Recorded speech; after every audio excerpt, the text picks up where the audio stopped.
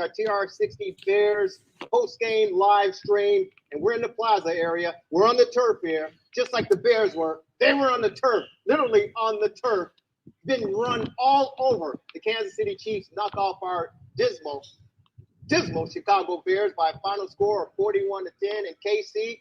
And we got a lot to talk about in the next 60 minutes or so. So just keep it in, lock it down, and let's rock and roll. We got a star-studded panel of guests to break down this Bear debacle going 0-3. Ladies and gentlemen, live right here in the plaza, along with George Julie. I love the talk. He is a friend of the program, ladies and gentlemen. I love this guy. He's the up-and-comer. He is the next superstar in sports talk conversation in the great city of Chicago. He's my buddy. He's Michael Mercado. Mercado, how you doing, buddy? Jerry, I hope I'm going to perform better than the Bears did today. Thank you for having us again here on the Rewind Sports 60. And hello to the amazing people of Wheeling. They got great food, great cinema, great living. It is a wonderful time if you aren't a Bears fan. Yeah, well, even if you are a Bear fan, it's still good to come on out here because you can drown in your sorrows.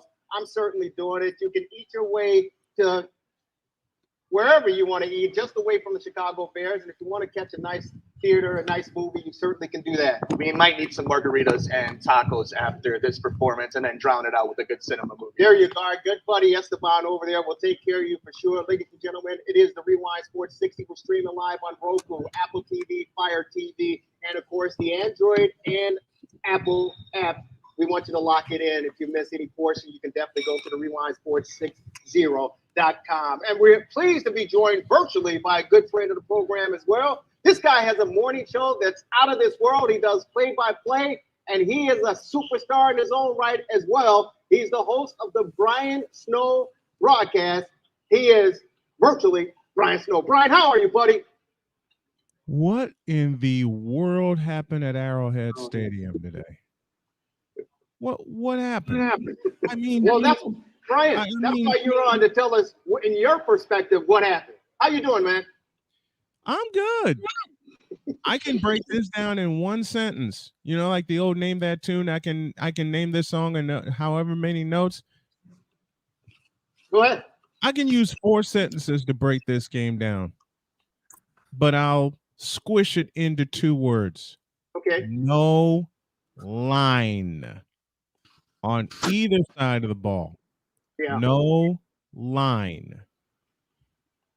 Brian, that's a good assessment. That's a good way of getting things started. And it's unfortunate, Ricardo, because playing Pop Warner football, everyone understands, everyone knows the way to build your team to have success, it starts in the trenches. Whether it's the offensive side of the ball or the defensive side of the ball, that's where the game is won. Brian Snow just said it. Your assessment. I mean, this has been a constant for the last year and a half, but specifically in the last few weeks. Nate Davis not available. You lost your left tackle already. You don't have Tevin Jenkins. This has been a complaint from Bears fans, from people who cover the team, that in order to see the best of Justin Fields, you have to utilize what makes him great. And how can you do that when he's being bombarded from 4-man defense, 3-man rush? It's not like these teams are blitzing the Bears. It's not like these teams are doing things that we've never seen before. We know what the equation is, and then we've given the answer before. And at this point, that this front office has not answered any of those. And this is a great example of that. You know what, Brian? Very well said. It starts in the trenches. You said it. Where do the Bears go from here, buddy? Push the plunger and blow it up. Wow. That's the first thing you need to listen. McCaskey needs to go. All right. We know where it starts. It starts up top. You push the plunger, you blow it up, and you start over. But you start with your linemen. Okay. You knew it was going to be a problem this year when you let your multiple-time 1,000-yard rusher in David Montgomery walk off. What is wrong with this picture? And then you have the curious case of Justin Fields, and I say curious case because of what he said this week. He's honest, but they don't want him to be honest. They don't want him to say part of the problem is on the coaches. Let me correct your sentence, Justin Fields. A lot of the problem is on the coaches. I'm still trying to figure out to this day, who the hell is Matt Eberflus and what is he doing coaching a professional football team? Exactly. Brian, hold your thought there. Shiloh, we have that cut of Justin Fields earlier this week on Wednesday, throwing the coaching staff under the bus. And before you play it, I do have to say, I understand Justin was trying to cover his tail because he's not that type of player. He's not that type of dude. But when he said coaching, he was right on point. And I said that to the great Fred Mitchell last week on this very program, that the coaching staff, they're too much in this kid's head. He can play football. He can go out. We've seen it on the collegiate level. We've seen progressions as a professional. The coaching staff got in his head. Justin said, Shiloh, roll it. When you say thinking less, what do you think was causing you to think so much, maybe think too much? Could be coaching, I think. But at the end of the day, it makes it, they're doing their job when they're giving me, what to look at and stuff like that. But at the end of the day, I can't be thinking about that when the game comes. I prepare myself throughout the week, and then when the game comes, it's time to play free at that point. So just thinking less and playing more. Exactly right. Thinking less and playing more. Today, he showed signs of getting back to the Justin Fields that he's accustomed to and that we as fans and reporters are accustomed to. But again, Brian, you said it. Michael, you added on to it. The line, the offensive line, it's like a revolving door. Guys are just running right past them every single time. Your thoughts, Michael? So a few concerns that I've had, especially from the front office upwards. First of all, you're looking at this ownership. There's already been a lot of complaints about the McCaffrey. But let's look at what happened leading to where we're at right now. How did the Bears get to Matt Eberflus? How did they get to Luke Getsy? Let's not forget that this team had a quarterback on a deal and decided to go with a defensive coach. Then, in the same year that they're able to have this clean slate, the most money in the league, what do they go and do at the offensive line? What do they do besides getting DJ Moore? But okay, you get DJ Moore. You're giving assets to this young quarterback. What have you done since? What scheme has Luke Getsy done? At what moment can we sit here and say that the ownership handcuffed Ryan Poles? And on the moment of Ryan Poles, he's supposed to be this evaluator of the offensive line. Right. What has this offensive line done that it's impressed you at any moment to keep Justin Fields safe? And then if you're bringing a defensive-minded head coach, because Mike McDaniels wasn't available, because there weren't offensive-minded coordinators that were available for you, he's supposed to elevate your defense, get the best out of players. That is his X factor. That is what you do when you bring in a defensive-minded coach. Well, I've seen it against Kansas City. I've seen it against Jordan Love. Baker Mayfield looked like Heisman winner Baker Mayfield. You could say it's injuries, but scheme is supposed to help deflect some of those problems, and they haven't done it. So from ownership all the way down, and now we're supposed to evaluate Justin Fields. And on top of that, in this one game, when we've seen the dime thrown to DJ Moore, he's not getting bailed out. And then he's making bad decisions on top of it. Yeah, and here's the deal, Brian. I got to tell you, Justin Fields is a smart guy. He knows how to read the progressions. And I got to say this before I move on. The Kansas City Chiefs, they've been to 3 Super Bowls. They've won 2. Patrick Mahomes is an MVP. When he won his first Super Bowl, he said, hey, listen, I still can't read defenses. So I can't imagine and expect Justin Fields in his 3rd year to be able to read NFL defenses. It's very, very tough. And the schemes that you talk about, defensive coordinators are throwing all sorts of wrinkles at him. So, but go on. Well, think about it. Luke Getsy, right? His big thing to fame is his Aaron Rodgers connection. Well, what did Aaron Rodgers learn from Luke Getsy? This is the big thing about having a quarterback, a offensive coordinator that's going to be attached to the hip with your quarterback, like a Sean McVay, like a Mike McDaniels, like a Brian Daboll, like a Doug Peterson. We go down the list. CJ Stroud is balling out right now. Yeah. It's not like we don't see young quarterbacks doing it. He's a Buckeye. So he's a Buckeye. What did we learn with Luke Getsy? Nothing, because Aaron Rodgers doesn't get lessons from Luke Getsy 12 years, 15 years in the NFL. When the Justin Fields came to Chicago to play for the Bears, and everyone was talking about the Trubisky kid, and we heard Justin Fields break down plays and break down and analyzing things from games. The reporters, it was a breath of fresh air for the media covering the Chicago Bears.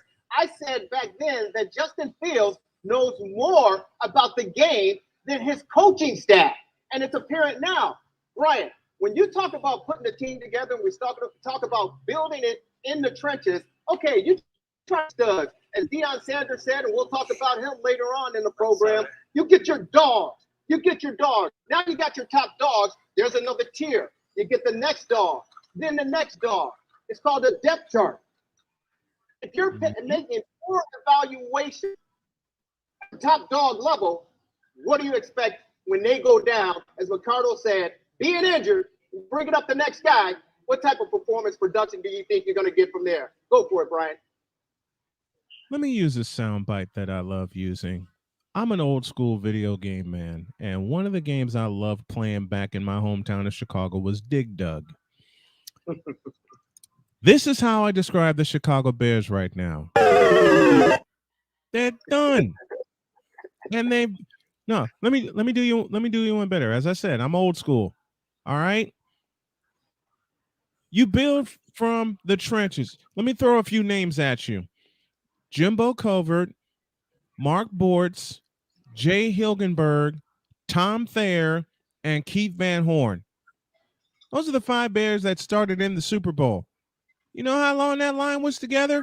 11 seasons. Yep. There is a word that I love to use, and I will use a lot of it tomorrow on Snowman in the Morning. It's called cohesion. And right now, from top to bottom, even with Justin Fields, there's no chemistry and there's no cohesion. Here's what happened when Matt Eberflus. No, let me go one step further. When Ryan Poles was brought in to help the Bears, and he selected Matt Eberflus, this happened. Well, you know what? I'll go on a limb and say this, Brian Mercado, before we take a break. And I got to say, ladies and gentlemen, I don't know about you at home and wherever you may be in the great town of Wheeling, Illinois, or outside Chicago. I do drink. I usually have a glass of cab, to unwind, relax and, recap the day. Mm-hmm. The Bears are debacle 41-10, Mercado. Listen to this. They went into the locker room down 34-0. 34-0. There was a stat that the Bears had 21 plays. 21 plays in the first half. Kansas City, they had 20 first downs in the first half. Come on, man. I'm drinking the beast today. I'm drinking the beast because, and I think we should send a case or two up to the Bears at Hallis Hall because they need to get in the beast mode. That is ridiculous. Ladies and gentlemen, when we come back, we got another fine sports mind in the city of Chicago joining us to help break down the Chicago Bears and this debacle as they fall to 0-3. And it does not get any better than this, ladies and gentlemen. It does not get any better than this. And hey, listen, the fans this past week thought it was nasty, thought it was messy, thought it was ugly up in Hallis Hall with all the rumors. We'll get a chance to talk about that as well. Boy, oh boy, it's going to be a lot of talking this upcoming week. This is the Rewind Sports 60 Bears TR60 post-game live stream from the Wheeling Town Center in Wheeling, Illinois, outside the greatest city in the world, Chicago. More coming up right after this short timeout.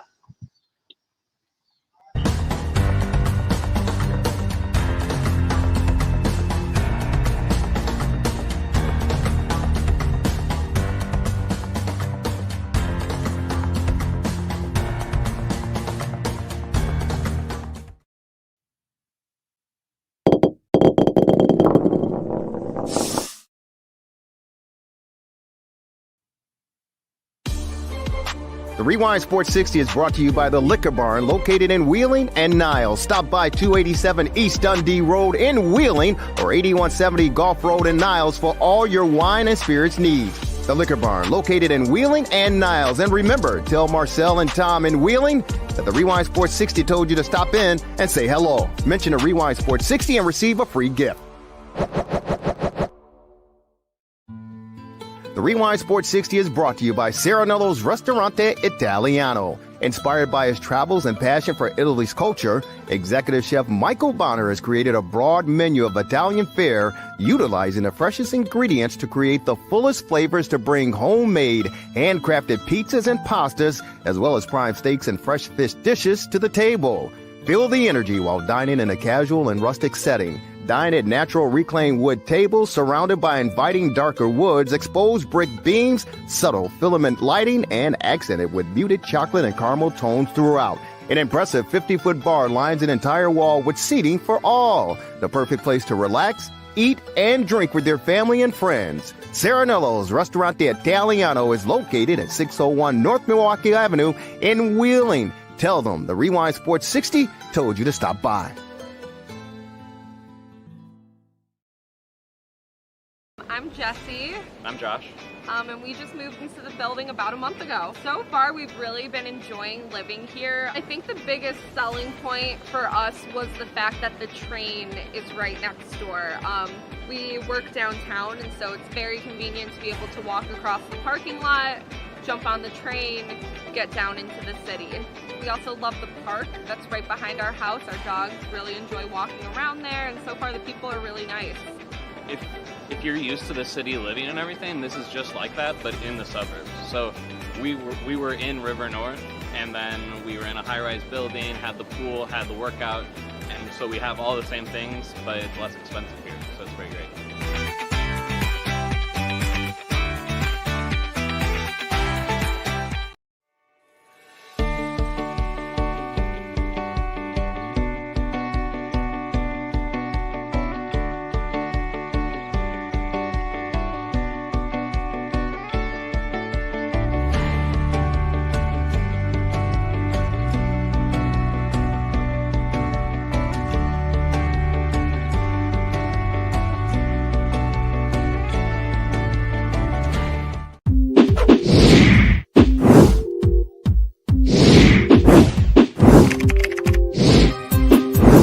TheRewindSports60.com.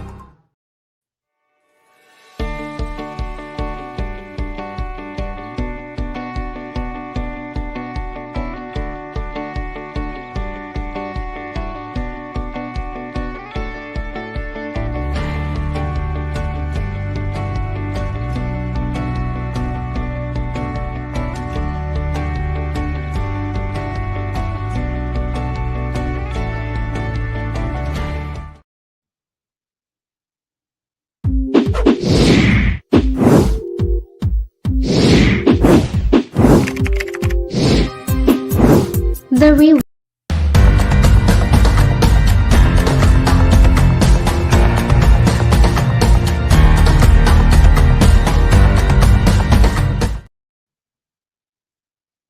Rewind Sports 60 Bears TR60 post-game live stream in the Wheeling Town Center. Chivari Riles, joined by Michael Mercado. And of course, we're pleased to be joined by the host of Rob's 2 Cents, Robert Scott. What's up, Robert? What's going on, brother Jerry? What's going on, Mercado? How you guys feeling today? Hey, well, we're not feeling too good, man. And of course, we're joined virtually by Brian Snow, the Brian Snow Morning program. You can check them out every morning, Monday through Friday. Robert, you ask how we feel? I'm drinking the beast, man. I'm drinking the beast. After watching that debacle, the first half, DJ Moore, the target, the guy that the Bears brought in, they were so proud of, sticking their chest out saying, hey, we got us a #1 receiver. Justin Fields can launch this ball downfield. We got some speed.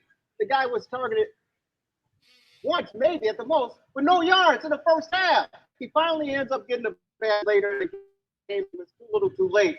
Your assessment of this disappointing loss, 41-10 to the Kansas City Chiefs, the defending Super Bowl champions on the road. Break it down. I hate to say it. Don't say it. But didn't we see this coming? Did we not see this coming? By the way, you guys, make sure you guys check out Rob's 2 Cents every Tuesdays at 7 p.m. I just had this conversation. You go out and get a playmaker. You bring this excitement to Chicago, and then you don't use the playmaker you go get? Right. Are you ridiculous? Luke Getsy, what are you doing? I mean, last week we looked at Tampa Bay. I asked myself, how many screen passes are we going to run?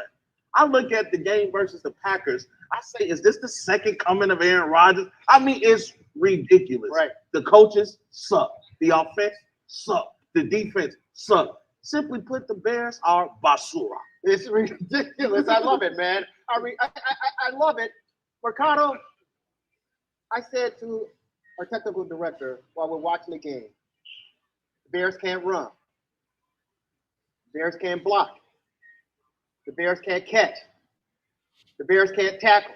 The Bears can barely throw. And I'm saying this about a team that only won 3 games last year. and they were supposed to get better. Mercado, coaching. What's the story? Well, I mean, that's the thing, right? We've been talking about a 3-win team. They didn't do anything to address any of these moments. And here's in the NFL, you do get injured. Injuries happen, but not having a Kyler Gordon. They had Kyler Gordon last year. Tremaine Edmonds leaves the game early. How can you utilize what Tremaine Edmonds does great? Being essentially what Brian Urlacher did great during that Tampa 2 love you 2 back in those days. But how can you do that when there's no pressure in the front of your defensive line? This Bears team knew, this front office knew what they needed to address, and they didn't do it. They didn't do it in the draft. They didn't do it in free agency. And they don't have the coaching staff that is able to develop any of these players to do that. Now, let me ask you this. This is the big question. Whether it's controversy on or off the field, this team talks about HITS principles. This team likes to use a lot of verbiage, a lot of acronyms, so that they can make up for all the lack of coaching ability that they actually have. Jalen Carter wasn't brought into the Bears because of attitude issues, because they were worried about what he would do with this team. Chase Claypool, for the first 2 weeks of the season, was the center of controversy. Your defensive coach right now made the Chicago Bears a laughingstock. And the way you handled it as an organization made you the butt end of jokes on Pat McAfee, whether it was Scott Van Pelt, and any one of our podcasts. It didn't matter. The Bears were that team. They were the joke of the NFL. And their response to adversity was 41 points on defense given up. Their response was 10 points on offense. Their response to people criticizing how they use Justin Fields is to do the exact same things. And the only time we saw them succeed is when what? Justin Fields does best, right? Having to make up for a bad play call and, once again, holding the ball too long. So are you able to is this offense able to have receivers that are break away from defense, or is it scheme? These are all things that we've been seeing for a year and a half. That's the problem. You said it right there. When people are saying that Justin Fields is holding on to the football too much, I never played at the highest level, but when I did play, I played receiver. I played corner. I knew how to understand the game and how it's played. When you're a receiver, your job is to get open for your quarterback. Your job is to run precise patterns because you only got a matter of time. And in the National Football League, Brian Snow, you get a second and a half, 2.5 seconds at best. You got to count down those progressions. Those receivers need to be in their spot. When Justin Fields is checking down and he does not see his receivers breaking down, he's got to hold on for that extra split second, hence that causes him to lead the league in being sacked. Right. It's out of control. Again, where do the Bears go from here looking forward? Because we just heard last week with the wacky Wednesday and the incredible week that happened up at Hallis Hall that the team was still unified. They call them flus, Eberflus. The players call them flus. Flus got this. We got the locker room. We all together. You guys are all together. You guys are all together in a losing slump. 41-10 is an embarrassment. Brian, where do we go? They're all together, they say. They're all together. We're all behind Eberflus. You guys, if y'all bring Snowman in the morning to the Rewind channel, you will know 4 popular words from me. Who told this lie? Who told this lie? And before I step away, because I got to get ready for my Sunday live stream of the Steelers and of Sunday Night Football, let me give you all a couple of gems here. Who told this lie when they said the Bears were together? And the one point I've harped on the most, and my wife has harped on this with me, you basically sold your draft down the river, set your team back a few extra years for DJ Moore, a number 2 receiver, and that's at best. Hell, Brandon Ayuk has more catches blindfolded than DJ Moore has, looking to pass into his hands throughout the season. There was more damage done to the Bears. Is DJ Moore the answer? Let's see. Let's see. Is he the carry the 2? Hell no, he's not the answer. Well, Brian, you sold your draft down the river once again for DJ Moore. Musa Muhammad said it best a few years ago. Receivers, Chicago is where receivers go to die. And right now, that's what's happened to DJ Moore. When DJ Moore came in, Robert Scott, because everyone wanted Darnell Mooney. They thought he was going to be the number one guy. He's not that breakaway speed guy to separate defenders and get open. He's not that dude. He may be a number 2 at best, 3 for sure. But he's a great compliment to Claypool, or would have been a great compliment to Claypool and DJ Moore. And we saw in spring, and it's coaching. That's what it is, because we saw in spring ball, we saw in preseason, all the hype. Whoa, the connection. DJ Moore and Justin Fields, they had chemistry. They're working together. They're spending time during the offseason, and they're working on Fields. It's not DJ Moore. It's not Darnell Mooney. Claypool, I don't know. The jury's still out for him, in my opinion. But I think, like Justin Fields said, it's the coaching staff. It's definitely the coaching staff. If we look at Justin Fields' progression, unfortunately, there is no progression. He's regressed. He doesn't look the same as he done last year. Now, you heard the comments that he said about the coaches. He's saying, hey, you guys are in my ear. You have me moving robotic. I don't know which way to go. You got to let him use his natural instincts, because honestly this year, his pocket awareness has been horrible. And I get what you're saying. Receivers have to get open. But this is the National Football League, baby. You only have 2 to 3 seconds of a window to get the ball to your receiver. But if my receivers aren't there, how can I get it to them? You have to throw them open. That's where interceptions come. You have to throw them That's open. where interceptions come, I get what baby. you're saying. But clearly the tactics they're using right now is not working. We're talking about Chicago Bears being on a 13-game losing streak. They haven't won a game since October of last year. Exactly. This is what a receiver does.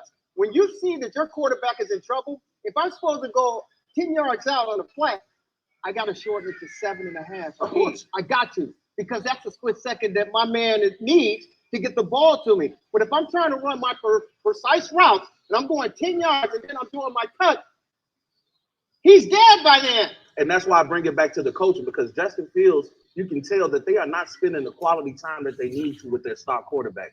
He needs to learn how to make multiple reads. He's staring down his receivers. I'm just letting you know what I see, Brother Jerry. But I'm telling you what I know. Mercado, I'm in your ear. He's in your ear. Brian Snow is in your ear. The crew is in your ear. Everybody's in your ear every week. But you know what you can do. What's going to happen? You're going to end up doing stuff. You're going to overextend. You're going to try to do things that you're not supposed to do. You're going to make mistakes. You're not confident. But here's something that's beyond maybe just coaching. What's the evaluation of this team? Let me ask you this. The Chicago Bears gave Cole Kmet money. Where has Cole Kmet been offensively schemed the last 3 weeks? Darnell Mooney, on most teams, a 2, maybe a 3. Not on the Chicago Bears, because they don't utilize him at what he does best. Why did Mike Tomlin and the Pittsburgh Steelers, the most respectable organization you want to be like, give up on Chase Claypool? And you just didn't give up a good asset. You gave up the 32nd pick in the NFL draft. You got Darnell Wright. Oh, might be a baller, could be in the NFL for 10 years to be your left tackle. Let me ask you this. Who's going to be there to evaluate the talent? Do you trust that evaluation? Do you trust the process that they're going to be able to progress when it comes to playing in the NFL? Because at the end of the day, the most important position in the NFL is the quarterback. What's the second?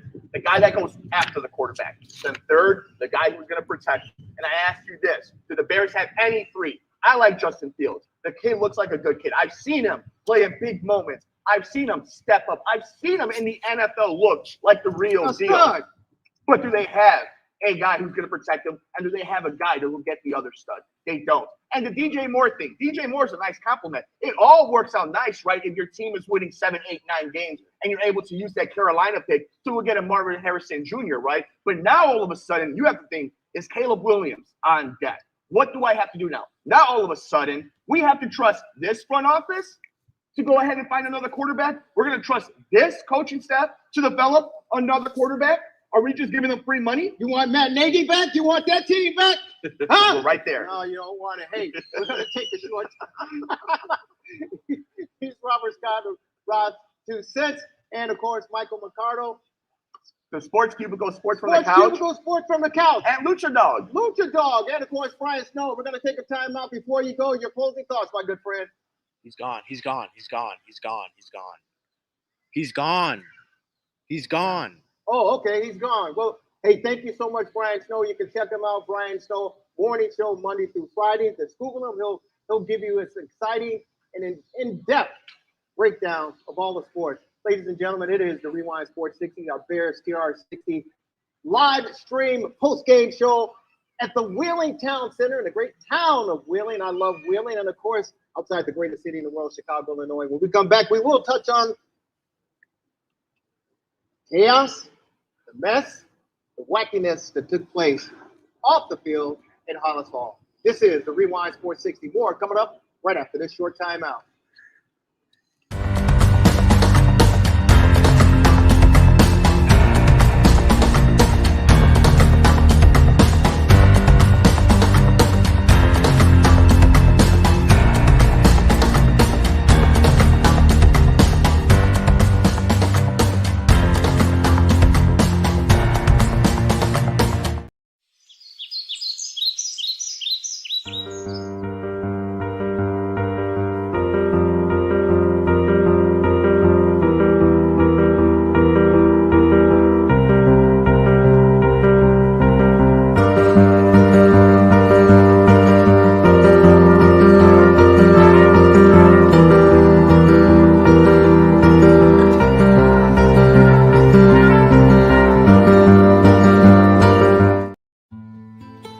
Sports 60 is brought to you by Serenello's Ristorante Italiano. Inspired by his travels and passion for Italy's culture, executive chef Michael Bonner has created a broad menu of Italian fare, utilizing the freshest ingredients to create the fullest flavors to bring homemade, handcrafted pizzas and pastas, as well as prime steaks and fresh fish dishes to the table. Feel the energy while dining in a casual and rustic setting. Dine at natural reclaimed wood tables surrounded by inviting darker woods, exposed brick beams, subtle filament lighting, and accented with muted chocolate and caramel tones throughout. An impressive 50-foot bar lines an entire wall with seating for all. The perfect place to relax, eat, and drink with your family and friends. Serenello's Ristorante Italiano is located at 601 North Milwaukee Avenue in Wheeling. Tell them the Rewind Sports 60 told you to stop by. We've lived in Wheeling for about 3 years now, and we've looked at many apartment complexes within like a 25-mile range. And one is the only apartment complex that has ticked almost all the boxes, such as the gym, the pool, balcony, stainless steel appliances, things like that. It's all been checked, and you can't find those at any other apartment complexes.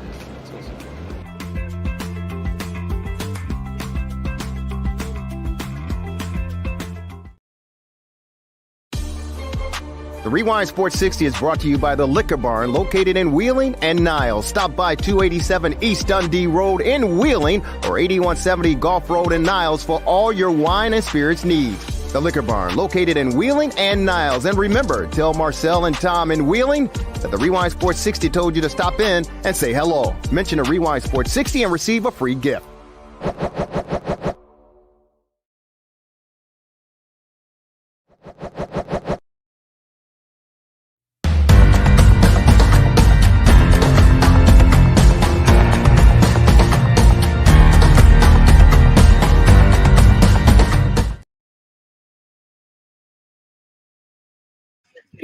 You got me?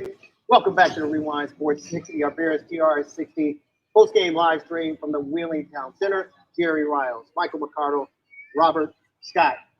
And we're hoping to talk to our guy on the left coast, Kelly Lee Williams, because I know he's got a lot to say about this Bears disappointing loss, the third game of this 2023 season, falling to the defending Super Bowl champion Kansas City Chiefs, Patrick Mahomes, by a final score of 41-10 in Arrowhead Stadium.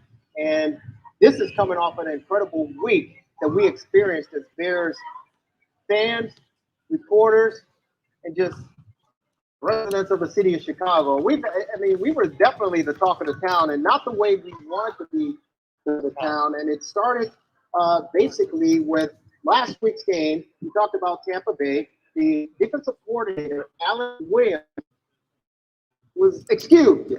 He was MIA, missing in action. So Matt Eberflus took over the defensive coaching responsibility. We saw the outcome of that game. Baker Mayfield had a And the Tampa Bay Buccaneers had a great game. So, we're like, maybe there's some family issues going on, or some personal issues going on that he had to step away and address and couldn't join the team. Well, come Wednesday, during Matt Eberflus' press conference, there were questions to him asked that, what do you know about Alan Williams? Because things kind of like started circulating, and he kept saying, I don't know, I don't have anything, I know as much as you guys. And then, of course, we trickled down to Justin Fields, and he's asked, what's the problem? Justin, what's going on? Coaching. We played the soundbite. Coaching. And of course, great reporters, great fans. Your ears perk up, the antennas come up, and you're like, well, what do you mean coaching? And of course, the young quarterback fed them the information that they wanted to hear, and they ran with it. Justin Fields throws the coaching staff under the bus. But oh, wait a minute. We hear that Hallis Hall was raided. What? Hallis Hall was raided? Why would Hallis Hall be raided? Then of course, the defensive coordinator, Alan Williams, who was MIA for the Tampa Bay game, his house was raided Sunday night. Whoa! Oh my God! Then one of our key players go down, and then you get rid of your quarterback. No way! All this stuff is unraveling, and it's just a whirlwind. Michael Mercado, we'll start with you. When you heard all of this wacky craziness going on this past Wednesday up at Hallis Hall. It's frustrating, and it's also fascinating in so many different ways. I think the first most important thing to break down is this. What is fact? What is fiction? What is actual truth? And what is something that just happens on the internet nowadays?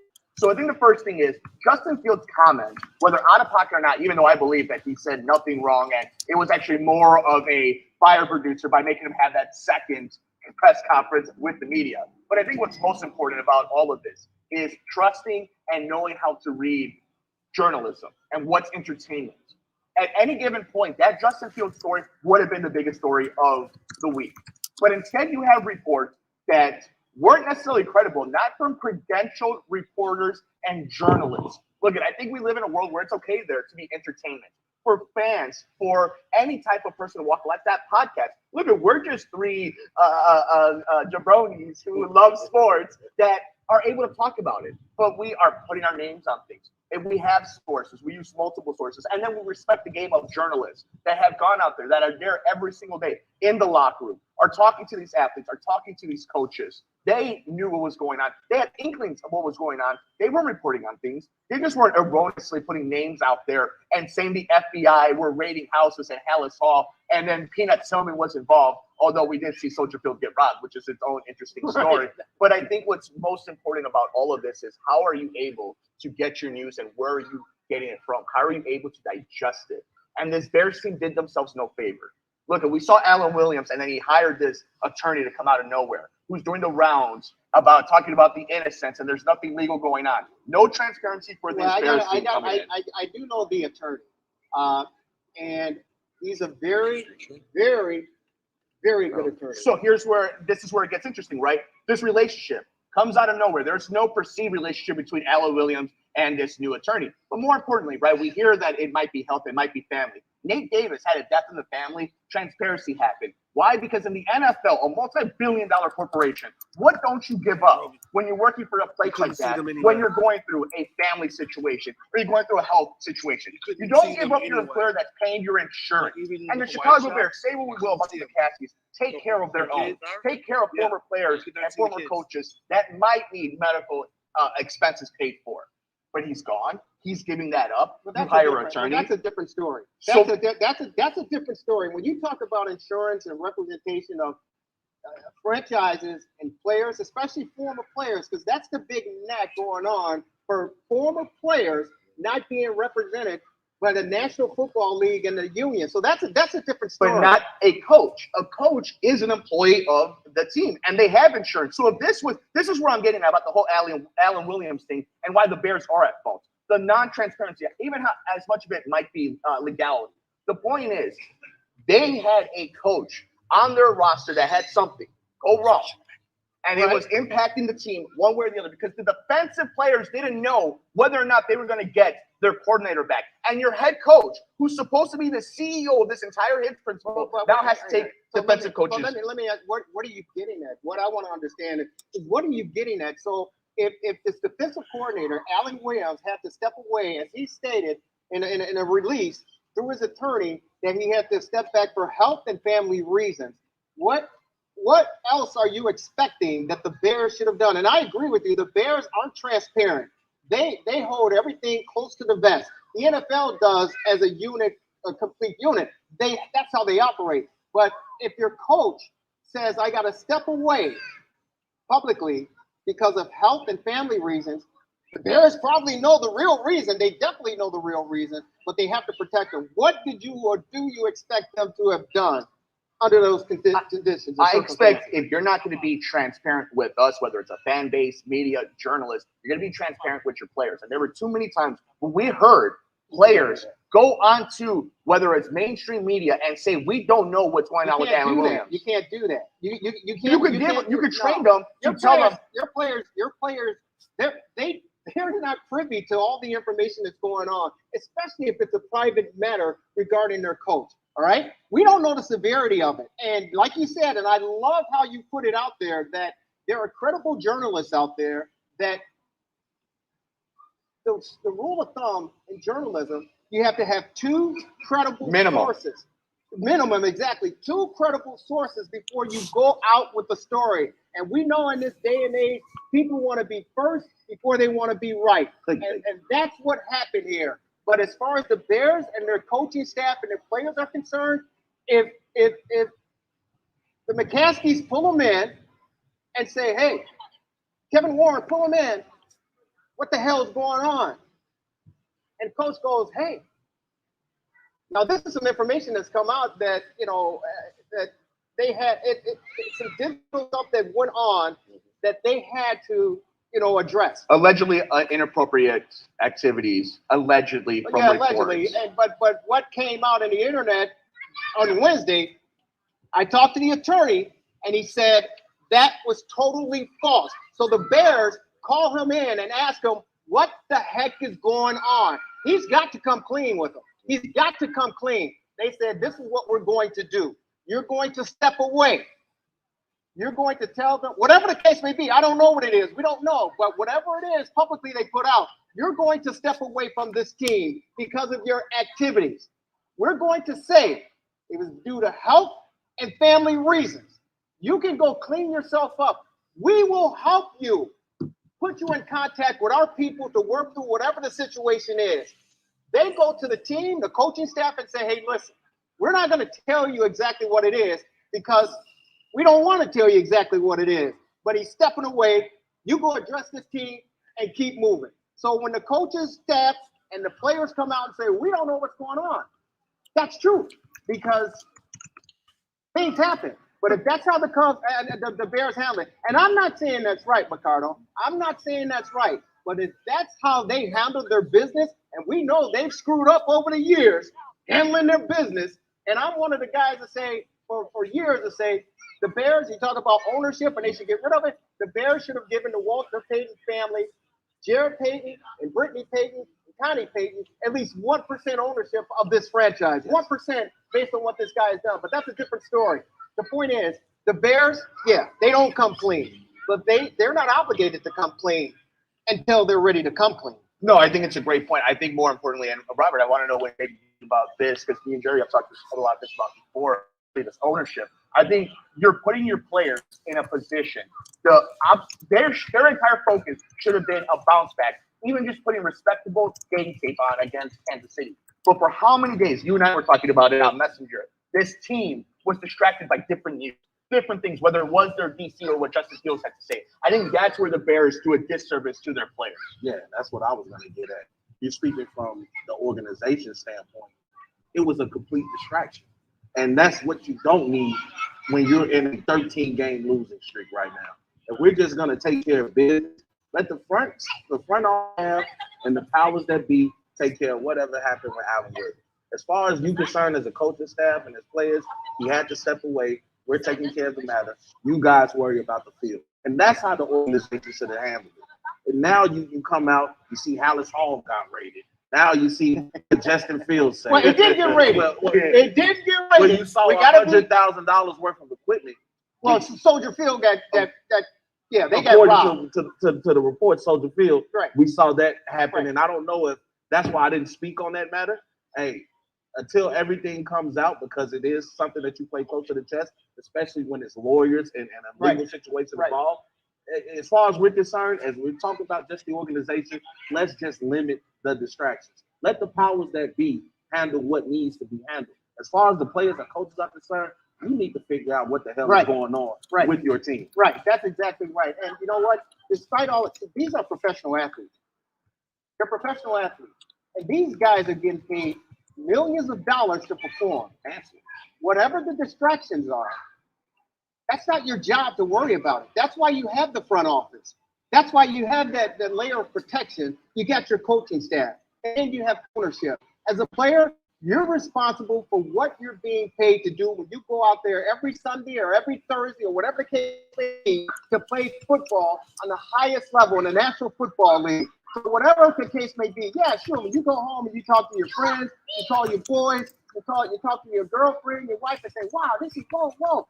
When you walk through those doors of Hallis Hall, it's showtime. It's business. Get down to work. I don't care what the heck happens. Get down to work. And I got the Kansas City Chiefs and I got to worry about Patrick Mahomes. I just let Baker Mayfield.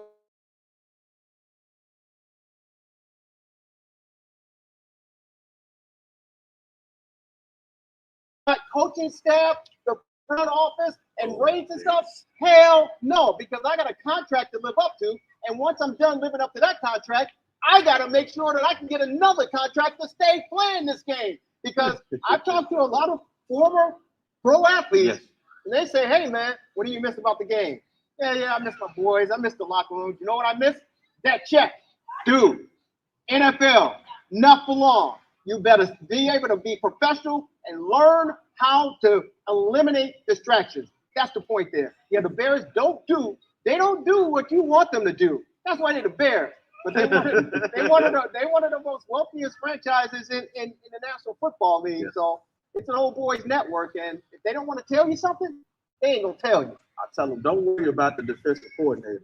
Worry about your defense. That's exactly right. He's Robert Scott of Rob 2 Cent, and of course Michael Mercado, Sports on the Couch. Sports from the Couch, the Sports Cubicle, Lucha Dog. Yes, sir, man. You are the man, I tell you. Folks, when we come back, we're going to talk some prime time, and he wasn't prime time. His Colorado Buffs weren't prime time this past weekend. The Oregon Ducks put a whooping on him. They took him behind. Come here. They took him behind the woodshed. You remember Robert Ventura and Nolan Ryan? Huh? I'm Oregon. This is Colorado. They put a whooping on him. Oh, Deion Sanders, Colorado Buffaloes prime time. College football coming up right after this short timeout. Keep it locked in.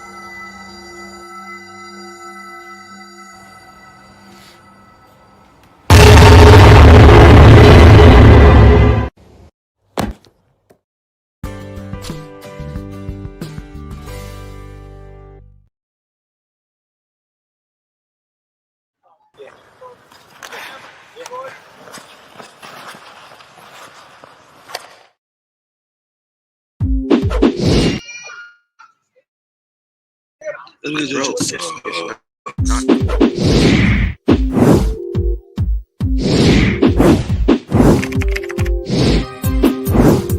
real. We've lived in Wheeling for about 3 years now, and we've looked at many apartment complexes within like a 25-mile range. And one is the only apartment complex that has ticked almost all the boxes, such as the gym, the pool, balcony, you know, stainless steel appliances, things like that. It's all been checked, and you can't find those at any other apartment complexes.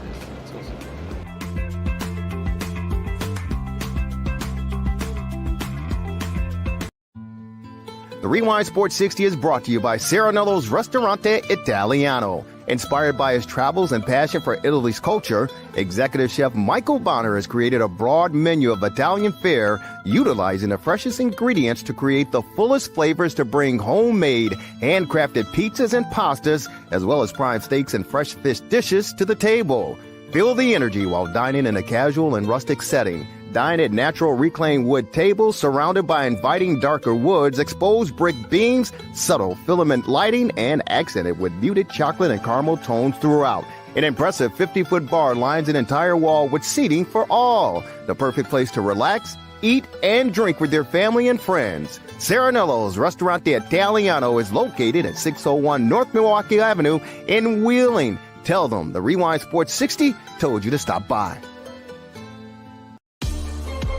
The Rewind Sports 60 is brought to you by the Liquor Barn, located in Wheeling and Niles. Stop by 287 East Dundee Road in Wheeling or 8170 Gulf Road in Niles for all your wine and spirits needs. The Liquor Barn, located in Wheeling and Niles. And remember, tell Marcel and Tom in Wheeling that the Rewind Sports 60 told you to stop in and say hello. Mention the Rewind Sports 60 and receive a free gift.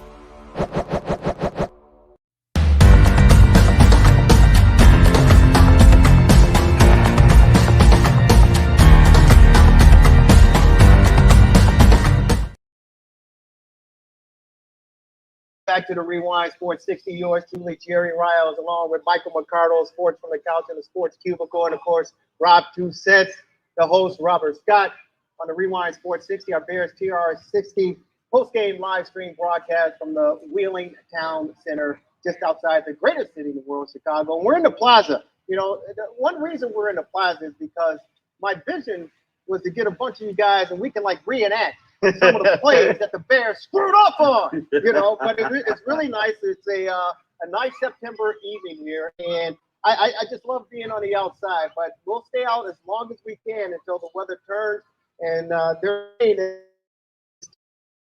when we're shorties, when the October and the weather, you know, you get 70 and 80 degrees, I guess politically correct, you can't say it anymore, but I think you guys know what I'm talking Yes, sir. Yeah. Those summer days, those Chicago summer days. The fake Chicago days. Yeah, yeah. Don't get canceled, guys. We're on YouTube. Correct. Yeah, no, YouTube, guys. Algorithm. The Bears. We need to cancel the Bears. 31-10 loss. They dropped their third straight contest in 2023, and you know, it was pretty ugly. But we turned to the collegiate ranks because, you know, that's where many of these players come from. Obviously, you know, you work your way up from Pop Warner, high school, college, and then professional ranks. Well, on the collegiate ranks, this past week, whoa, there was some pretty good football action taking place. And I got to say, hats off, Robert Scott, to my big Ohio State Buckeyes. They went into hostile territories up in South Bend in Indiana. And boy, oh boy, when they say you got to play 60 minutes of football, you certainly got to play 60 minutes of football. But before we go to that game, I told you guys, we teased it right before the break. He loved this dude. He ain't nothing but prime. Prime time. Oregon Ducks, they say, hey, you come in our neck of the woods, no more prime time. The Cinderella story stopped. And whoa, Nelly. Whoa, Nelly. That coach got him fired up. They put a whooping on him. And I told you. Robert McJew. Norman Ryan. He took him behind the woodshed. and put a whooping on him, Michael Mercado. What do you think of the outcome? Again, it's been a fun ride. It's a lot of fun to see Pat McAfee and College Game Day and The Rock end up in Boulder, Colorado. It's always fun. Deion, I think, is a man of the people. He's also a great showman. He also knows the extravagance. He would be perfect for the WWE Hall of Fame. But I will say this, more than anything, it's a credit to Deion and to his sons and to the players he was able to get to the portal to make a program like Colorado matter, to make college football in that type of game matter when there were other great slates, especially in the SEC. Now, what I do think and I do find interesting is when you find fans that aren't used to a certain sport jumping in because of celebrity, because of popularity, they don't understand the levels within this. And there's nothing more level-based than college football. Unlike the NFL where there's a lot of parity. That's not the case in college football. Oregon is a team that is trying to make a playoff. Oregon has a quarterback factory. And what Deion is trying to build might make Colorado a success as we move on, as realignment happens. But I think what Deion does more than anything is that the brand Deion is great for college football. And this is a guy who doesn't get in trouble off the field. His sons don't get on trouble on the field, off the field. This is a team that just has, entertainment and swag to them. And I think that's important. Now, if you're trying to do X's and O's, what we saw in South Bend, what we've seen with Oregon, what you see in the SEC minus Alabama this season, yeah, we could talk about who's actually going to lift the college football championship at the end in the new year. But I think for an entertainment factor, I think for a day to day, a week to week, Saturday to Saturday, I think there's nothing more entertaining than watching Deion trying to build a Colorado team. This isn't USC. This isn't Oklahoma. He's not going into a program that is a notorious or a famous winner. This is not a factory. This is Colorado, and he's making something out of it. And I think that's in its own pretty fun. But I also think it's a little weird people using Deion as this whiteboard, this clip art, this whatever you want to say it of, we're going to use his words as motivation. You're not playing against Deion. You're playing against his players. I think maybe the one detriment is kind of when you're the son or daughter of an athlete, they go at your head a little bit more because of who your father or mother is. And that just might be the case for Colorado. But when it actually comes to them in their last performance, look, there's levels to this game, and they just met that level in Oregon. The Oregon coach did not make any bulletin board material for Deion Sanders. He did it on game day. He did it on game day. He told his players, hey, listen, you don't play the games in Hollywood. You play it on the grass.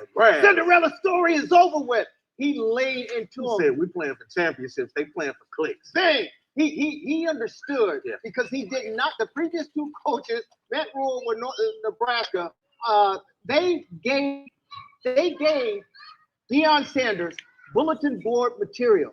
This coach of Oregon said, I'm not going to do that. But he had his team pumped up, and he said, hey, listen, because that game that they got 9 million views for the Colorado State game, 9 million views, and that was an exciting game. Oregon was like, wait a minute, we right behind them. We're not Colorado State. We're like, hey, wait a minute, what about us? And they wanted to show the world. They're like, hey, we hope that more people are watching this game as well. Well, unfortunately, because of the lopsided loss, I think a lot of channels were clicking. Oh, yeah. Those were the clicks. Yeah. Those were the clicks, Robert Scott. Tell me about it. Hey, I will say this. I want to start off first by saying, Coach Prime, I still believe. Now, I know that I don't expect you to do anything this year. To me, honestly, you've already surpassed your goal. We're talking about a team last year that only won one game. Well, right now, he's 3-1. So if you ask me, Coach Prime, I think he's had a successful team so far as the Colorado Buffs head coach. But as Michael said, there are levels to this. And unfortunately, when you go against these top-ranked schools, when you go against the Oregons of the world, the USCs of the world, the Georgias of the world, you get to see how much of a level they are above you. And right now, Colorado has a lot of work to do. I told them boys are small. If you look at the Colorado Buffs, the boys are small, and unfortunately, we didn't have Travis Hunter in this game due to the lacerated liver he suffered against Colorado State. But that difference, do you think he's a two-way player? Really? You know what? They might have scored 14. Let me tell you. You know what? I'm gonna be honest with you. This kid, Travis Hunter, he's a two-way player. He is. You don't get that on the collegiate level. That's a lot of work. It is. That tells you his skill set is out of this world. Yes. I believe quarterback play would have made a difference. I think that 1-2 combination there with Shador and Travis, I think that would have kept some of the corners on Oregon a little bit honest. That would have kept them a little bit honest. And then defensively, these guys are closed or shut down. So I think it would have made some of the difference. You're absolutely right. There's some big boys. There's some big boys. There's some big boys. And I want to give a shout out to Bo Nix. Yes. He played a hell of a game. Yes, he did. I mean, the dinking, the dunking. He said, "Hey, you know what? I don't need the long ball. Right. I need you to go 10 yards. I think the receiver had like 169 receiving yards. Yeah. It was just ridiculous. Right. He was on point. He was running a clinic. But I think the one thing that we all know, and Deion is the king of it, speed kills. Speed kills. You can give me the biggest, baddest dude, but if I can run a 4.4 and you run a 4.7, it's over. It's over. If I said Travis Hunter, I believe, could have made a difference. I'm not saying that they would have beat Oregon, but I said early on when Deion started this trek towards, hey, we ain't coming, we here. Yeah. I said they have a chance. I didn't realize how good Oregon was, but I said they have a chance of possibly hanging with Oregon. I said USC, that's a different story. That's a different monster. But I did think that they had a chance. I thought Travis, I don't know if he would have changed the difference as far as the outcome was concerned, but I do believe he would have made a major impact in that football game. And, hopefully he'll return. Well, I think what most, college football analysts were thinking is that Oregon's defense, hey, they're not the top dogs. So they figured in order for Colorado to have a chance, they're going to have to go in the shootout. Sure. Shador is going to have to be at the top of his game. But when you don't have your top gun, it's kind of hard to play at that type of level. No, it certainly is. And, next week, USC comes to town. And that's going to be a very, very, very tall task. But they had to deal with Bo Nix. Now you got to deal with Caleb Williams. We're talking about people are saying this is going to be the Heisman winner. Future Chicago Bear, Caleb Williams? I don't know anything about that, but I think we got our good friend from the left coast out of Las Vegas on our hotline. Is he available, guys? Yeah. Kelly Lee Williams! Yeah, buddy. What's going down? The Bears are going down. Buddy, how are you?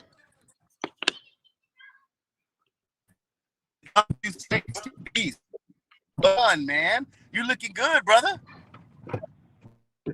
You're looking even better, man. How are you? All right.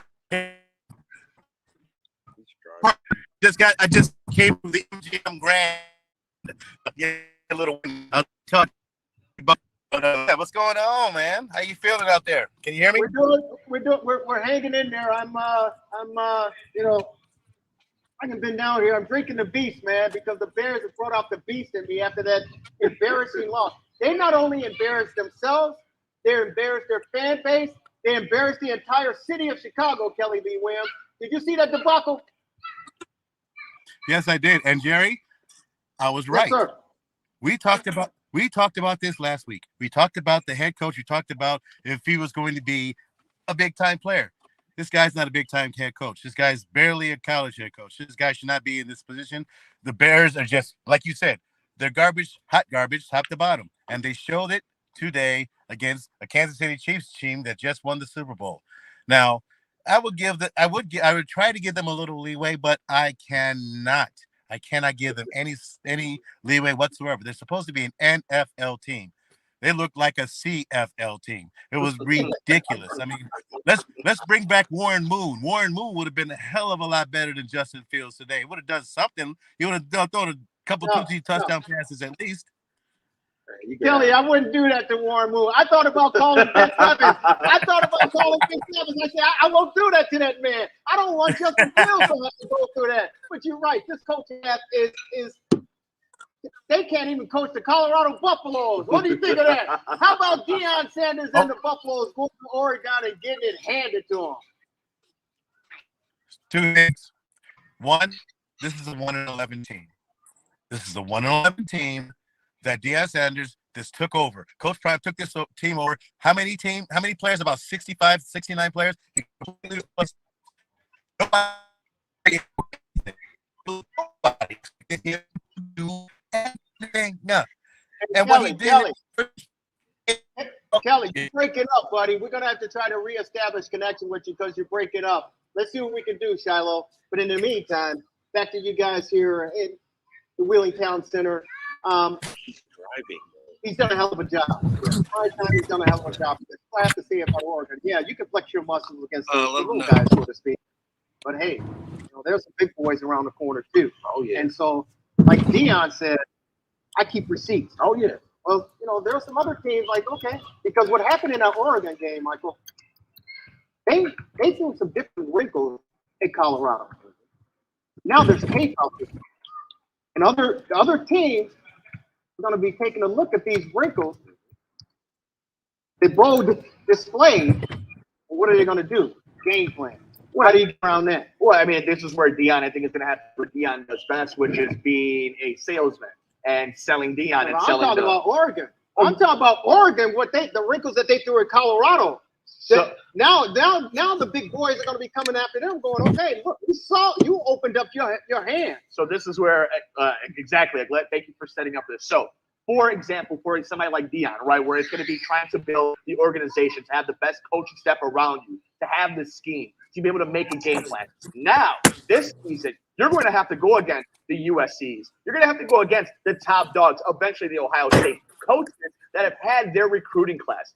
Coaches using this same game plan for the last year's coaches that have won their conferences before. That is what a team like Oregon, that's a team like Caleb Williams-led USC, a Texas team, a Georgia team are constantly putting film, and these coaches, these X factors, what made Nick Saban so great, what made Debo so great, whether you like them or not, was not just recruiting, but what they did on their depth chart, what they did on game day, what they do to make adjustments, like Ohio State did in South Bend. And that's what's important. And that's circling back to Deion, that's what's going to be impressive, and that's what's going to make me even more impressed by Deion, the coach. How do you respond? How do you get guys successful around you, coaches that are successful, to be surrounded by you, to make the best out of what players you have, and then you're recruiting afterwards. That is what these top-tier teams do. That is what Oregon faces every single week, every single season, as they try to win the pack. Well, Oregon's got the target on their back now, Robert Scott. They got the target on their back because they're flexing their muscles against a first-year coach in Deion Sanders, regardless of what other propaganda and the marketing and all the exploits that come with that. They that's like the bully pushing the little kid around in the schoolyard, right? So other programs are gonna say, oh, really? Oh, yeah. You think you all that, right? What happens when the bully gets bullied? Boom! Here comes the boom. So it's gonna be interesting to see what happens to Oregon as the season progresses. Deion's gonna be okay. He's surrounding himself with some decent coaches. Oh yeah. Nick Saban, he's in Nick Saban's ear. You've seen the Aflac commercial. So he's working the deal. He's brought a couple players, coaches from, I believe, Alabama, I believe Georgia. He's brought some top-notch coordinators and coaches to Colorado with him. He's not stupid. You hear that, Matt Eberflus? Yeah, he's not dumb. He's not stupid. He knows what to do. He said, "You better get me now." Yes. You better get me now. Yes. Wow. And again, he keeps saying, "I'm 7 to 8 dogs away. I'm 7, and those dogs gonna be in the trenches." Oh yeah. And he's going to get these players. Deion is not going away. He's not going away. But I got to tell you, one coach who wished that a former coach went away and never said anything was head coach of the Ohio State Buckeyes, Ryan Day in South Bend, after that close, incredible victory. It's the game of inches. The game of inches. He wished that Lou Holtz was gone. Actually, he said after the game, "Where is he? Where is he? I wish he was here." He went off. He said, "We're not tough. We're not tough. I want to talk to him." Because on the Matt McAfee show, he said, Lou Holtz said, "Hey, they ain't tough." And Lou Holtz was right. We said Justin Fields was right in his assessment as far as the coaching.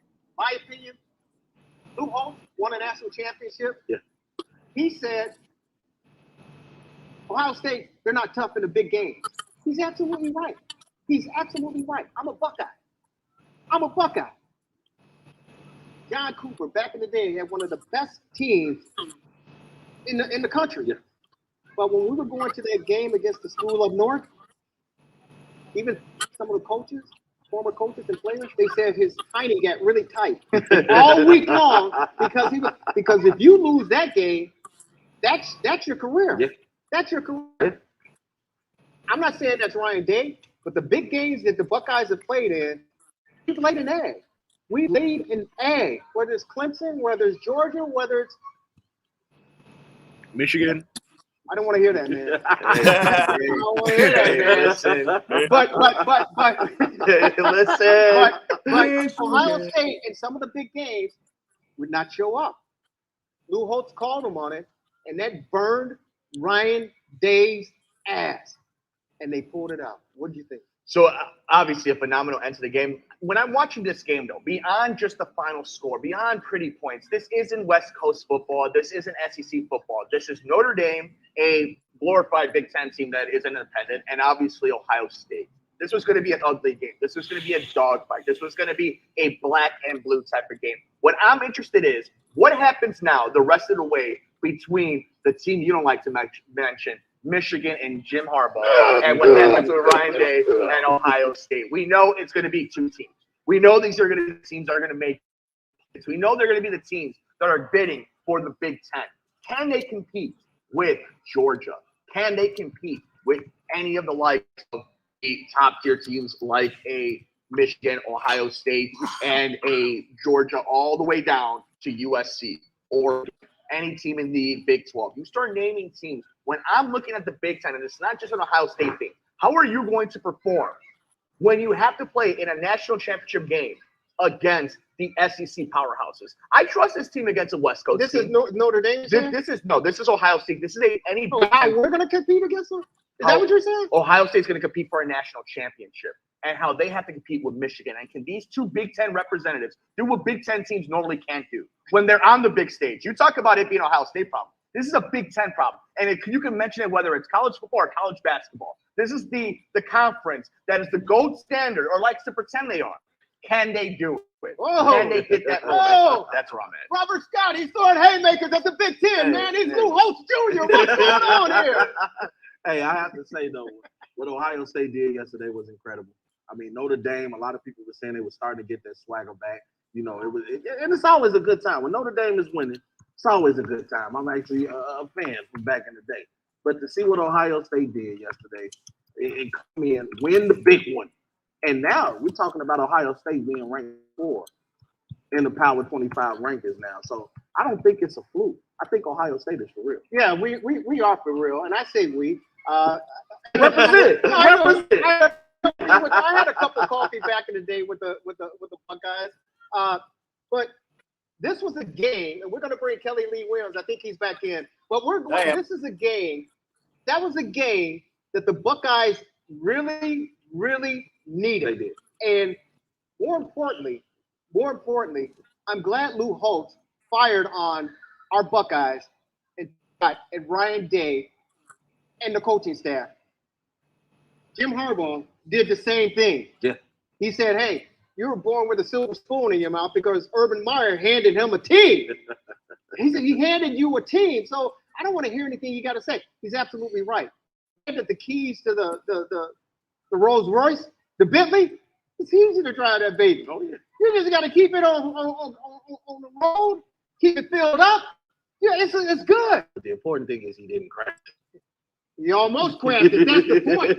That's the point. He almost crashed it. And those two guys, respectable coaches in respectable times, they called it out. Coaches know. Players know. They called it out. This lit a fire under Ryan Day. And your question is going to be answered this season because Ryan Day has a flame on his ass and he is burning and he wants everybody to know it. We're coming. And I love it.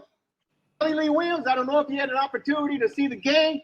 The weak link in that football game for me, is that quarterback, McCord. To me, he's the reason we needed 1 second on the 1 inch line to win the football game. Because late in that game, and he put some drives together, that last drive, I think 3rd and 19 or 3rd and 22, he was able to hit key passes. But early on, you caught it. That's how he was throwing the ball. I said, man, my saying is put mustard on it, man. This dude was throwing it like he's playing with a 2-year-old. I go, hey, man, You're playing in a big ass game. Let's go. You better put Kelly some Lee muscle Williams, on. what did you think of that football game? The Ohio State sneaked out to win it. Jerry Riles, Number 4. Jerry, you have a right to be nervous. I'm sorry? You have a right to be nervous. You absolutely have a right to be nervous because, like you said, Ohio State has weaknesses. And you know what? You talk about Ohio State blowing games.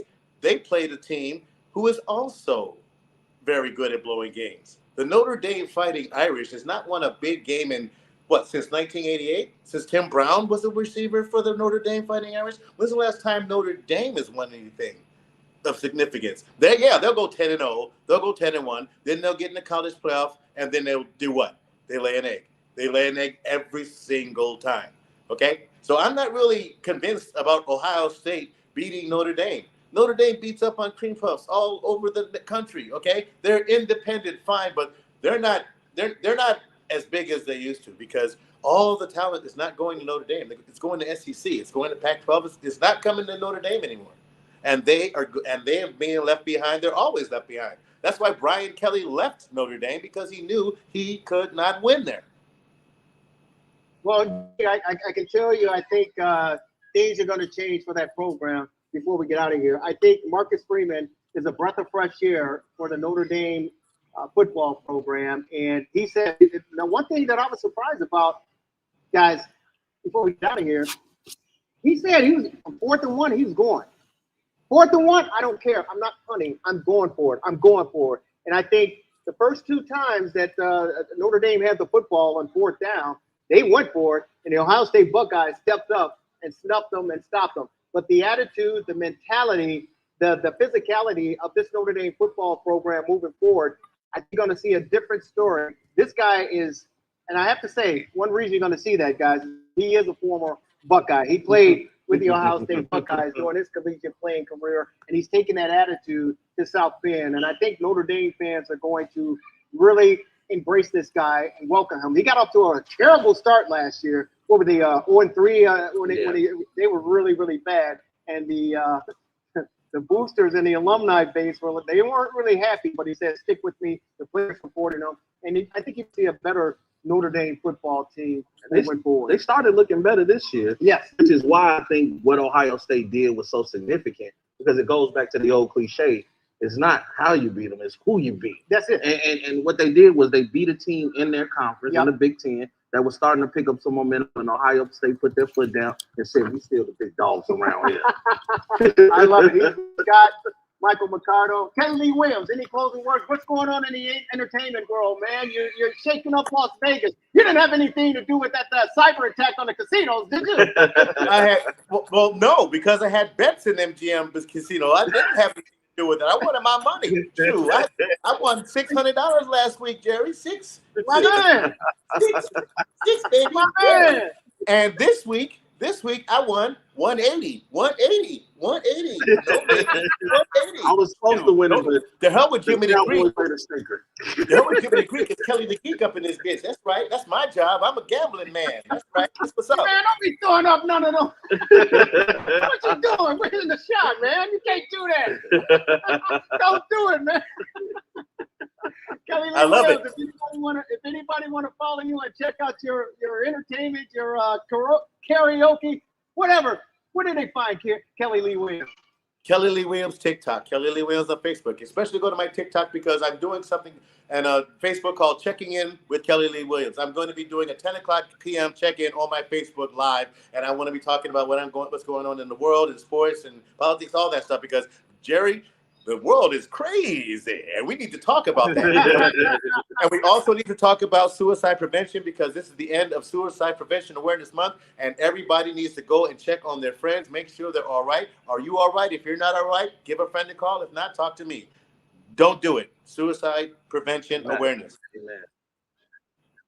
Thank you, Kelly Lee Williams. You're the best, and hopefully we get a chance to talk with you on the road. I don't know if, we'll be talking about a Bear victory, but anyway, we want to talk to you. Kelly Lee Williams, take care of yourself, and we'll be chatting with you soon. Take care, buddy. Thank you, buddy. It's Kelly Lee Williams. It's been a pleasure, and despite the outcome of this Bears game and, the week ahead as far as what's going to happen behind the scenes at Hallis Hall, wrap us up Robert Scott. You know what? I'm just hoping we can win a game in 2023. That's all I'm asking for. I mean, my first wish was already gone. We didn't beat the Packers, so at least win in 2023. Hey, how many games has it been since we last? 13 since October 2022. Last team we beat was the New England Patriots, and they still suck as well. Where can people find you if they want to check you? Oh man, make sure you guys check me out on all social media platforms. Your boy Rob's 2 Cents, man. The boy that's hot, the boy Rob Scott. Tune in every Tuesday at 7 p.m. to the hottest sports conversation in the nation, baby. Michael Mercado, wrap it up. So I guess the big thing is they didn't answer to adversity this week against Kansas City. Can they answer adversity next week against Russell Wilson and the Denver Broncos? We'll find out what's happening there. Now, the big thing is I want you guys each to follow us. I'm on Twitter at Mike M Media, Instagram, Mike Mercado Media. We're on the Sports Cubicle at Sports from the Couch. Check us out every Sunday on WCPT 820, the Sports Cubicle. Check us out there. And, of course, if you can't find us on YouTube, we're at Sports from the Couch, the Sports Cubicle. And I'm writing a children's book. Check us out. We are doing it. Thank you so much. If you want to check out the adventures of Pepper as she goes through and sees her dream to becoming the Lucha Dog World Champion in the Hydra Temple, check us out at luchadog.shop. We're everywhere in the universe at Lucha Dog Book. We appreciate all the love, and we appreciate Jerry Riles for giving us a platform and to this amazing audience and my amazing co-hosts this weekend. Thank you, brother. I love it. Gentlemen, thank you so very much. It's a pleasure. That's a wrap. The Rewind Sports 60 Bears, TRX 60. Yes. Happy anniversary to my lovely wife, Nicole Mancha, and shout out to the amazing staff and everybody here at Wheeling. Thank you, Jerry. TRX 60, our Bears post-game live stream broadcast. Thanks to the folks here at the Wheeling Town Center. Brad Friedman, thank you so very much. And, of course, the illustrious crew, Shiloh. Whoa, Dizzle! And who's that man behind the camera there? Roman! Thank you so very much, ladies and gentlemen. It's another edition. We love it. If you miss any portion of it, we're streaming on Roku, Fire TV, Apple TV, the Android app, and, of course, the iOS app as well. We're on video on demand. Go to the rewindsports60.com, the THE, rewindsports60.com. Enjoy the rest of your weekend. Have a fabulous week. We'll talk to you next week right here. Take care, everybody.